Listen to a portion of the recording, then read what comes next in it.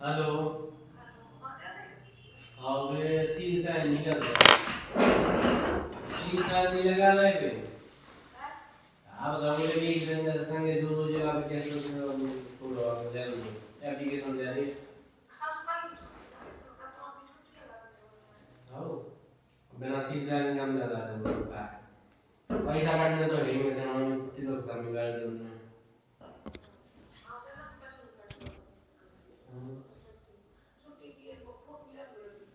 हम लोग हमें नहीं पहले ही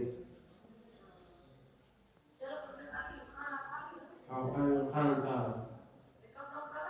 आओ आओ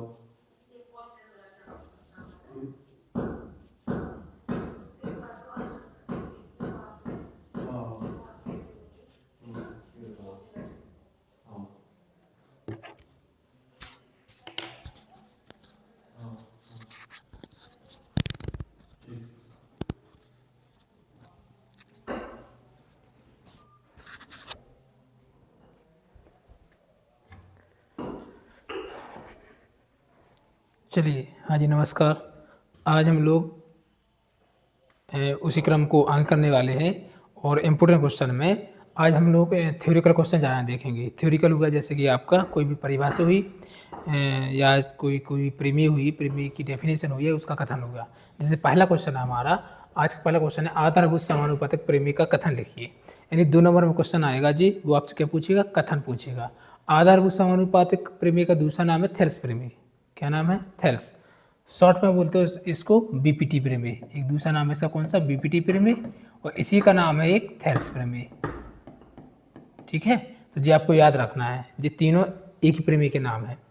कथन क्या है? यदि किसी त्रिभुज की एक भुजा के समांतर अन्य दो भुजाओं को भिन्न भिन्न बिंदुओं पर प्रतिच्छेद करने के लिए एक रेखा खींची जाए। देखिए, यदि किसी त्रिभुज की एक भुजा के समांतर, जैसे कोई त्रिभुज है, ठीक है, ये ले लिया मैंने, ठीक।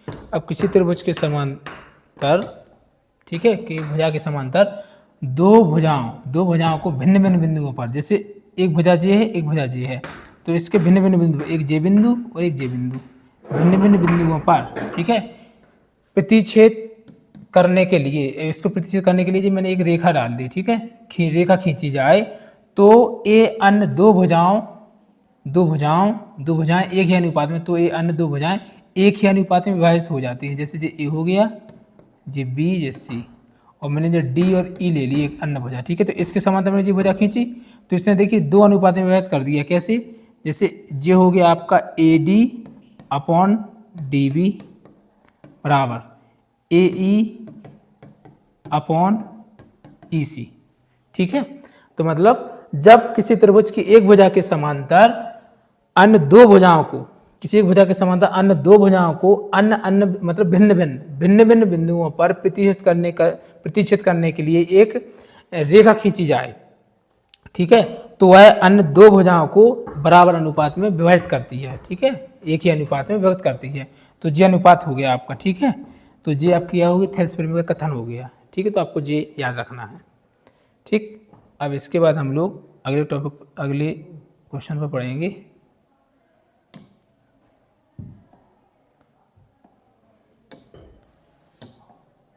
हाँ, गुणाखंड प्रमेय, ठीक। अब हम लोग इसको पढ़ेंगे गुणाखंड प्रमेय, ठीक है। तो इसका कथन देखिए आप।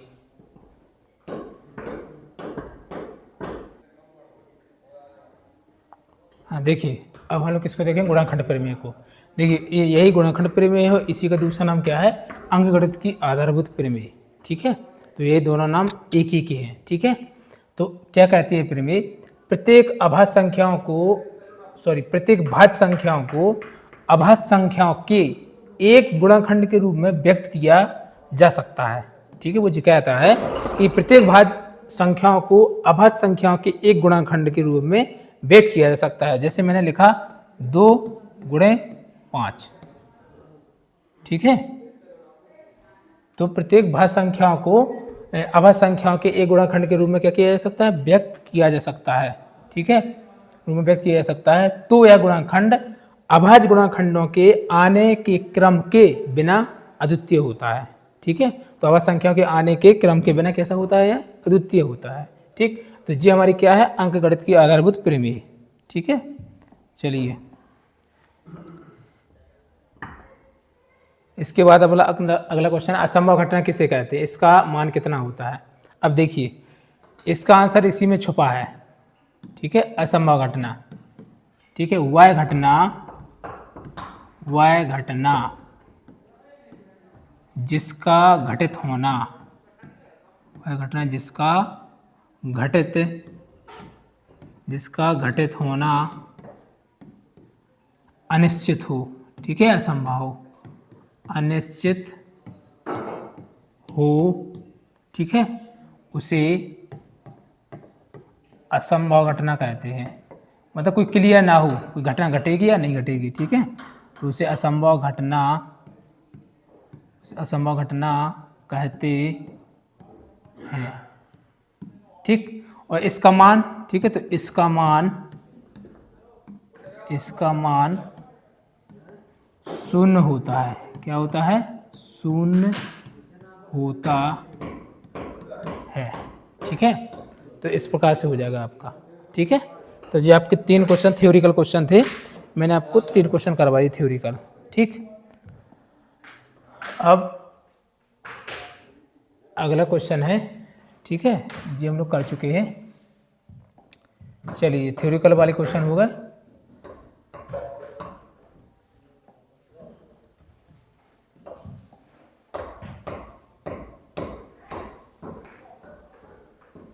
चलिए अब हम लोग इस क्वेश्चन को कर लेते हैं। ठीक है, मान ज्ञात कीजिए। क्या लिखा है इसमें, मान ज्ञात कीजिए। तो sin 60 cos 30 और sin 30 cos 60। तो सबसे पहले अपन को मान आना चाहिए। ठीक है, तो ये क्वेश्चन लिखा, तो sin 60 का मान कितना होता है, √3/2, और cos 30 का मान कितना होता है, √3/2, प्लस sin 30 का मान कितना होता है, 1/2, और cos 60 का मान कितना होता है, 1/2। ठीक है, अब गुणा करेंगे √3 का √3 में, तो 3 बाहर, 2 का करेंगे तो 2 दूनी 4, प्लस 1 का 1 में करेंगे तो 1 एकम 1, और नीचे करेंगे 2 दूनी 4। अब हम लोग एलसीएम ले लेंगे, तो एलसीएम कितना आएगा, 4। अब 4 से भाग देंगे, एक बार में जाएगा, 1 का गुणा करेंगे तो 3 एकम 3, 4 से फिर भाग देंगे, एक बार में जाएगा, 1 का गुणा करेंगे, 1 एकम 1, बीच में जिनके इसका प्लस का, तो प्लस का लगाएंगे, 1 का 1, तीनों 1 4, 4/4, 4 से 4 कट जाएगा, तो कितना हो जाएगा, 1। ठीक है, तो जी आपको क्या आ जाएगा, आंसर आ जाएगा। ठीक है, तो इस टाइप से करना है आपको।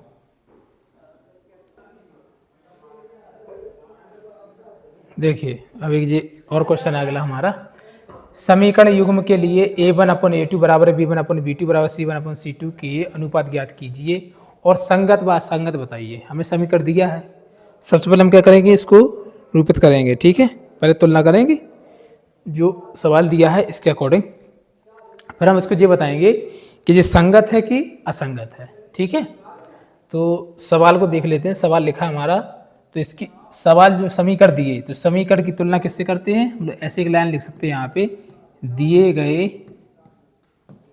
गए समीकरणों की तुलना, दिए गए समीकरणों की तुलना a1 क्रमशः की तुलना क्रमशः a1x plus b1y plus c1 बराबर 0 व a2x plus b2x plus c2 बराबर 0 से करने पर ठीक है, अब हम लोग तुलना करेंगे इससे। ठीक, तो पहला समीकरण जो दिया, तो देखिए a1 का मान कितना है, 5, तो हम यहाँ पे लिख सकते हैं a1 बराबर 5। ठीक है, b1 बराबर -4, और c1 बराबर कितना है, देखो c1 बराबर 8। ठीक है, इसी प्रकार b1 बराबर, देखिए b1 सॉरी a2 1 तो हो गया, अब a2। ठीक है, अब हम यहाँ पे c1 का मान कितना हो गया, 8, यहाँ पे लेंगे a2 बराबर, तो देखिए a2 की जगह पे कितना लिखा, 7, तो 7, और b2 बराबर कितना हो जाएगा, देखिए b2 है ना, तो b2 कितना 6, B2 6 और C2 कितना हो जाएगा माइनस का 9। ठीक है, अब यदि हम इसको लिखेंगे इस क्रम में A1 अपॉन A2 बराबर है B1 अपॉन B2 की C2 की। ठीक है, अब इसके अकॉर्डिंग हम लोग मान को लिख देंगे।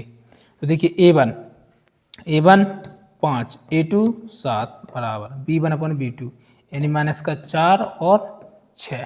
ठीक है, बराबर C1 अपॉन C2 यानी 8 बटे माइनस का 9। ठीक है, अब इनको देखेंगे क्या तीनों बराबर हैं? बिल्कुल नहीं है। देखिए 5 बटे 7 4 बटे 9 ये माइनस का लिखा, ठीक है, तो जी बराबर नहीं है, तो शर्त कौन सी लग जाएगी हमारी? पहली शर्त लग जाएगी। देखिए यहाँ पे लिख सकते हैं हम लोग, यहाँ 5 बटे 7 बराबर नहीं है माइनस 4 बटे 6 के। ठीक है, तो शर्त A1 अपॉन A2 और बराबर नहीं है B1 अपॉन B2 लागू होती है। ठीक है, लागू होती है। ठीक है, अतः अब हमें संगत और असंगत बताना है। ठीक है, अतः रैखिक युग में, समीकरण का रैखिक युग में कैसा होगा? संगत होगा। ठीक है, तो ऐसे करना है, जब इस टाइप का क्वेश्चन आए तो आपको ऐसे करना है।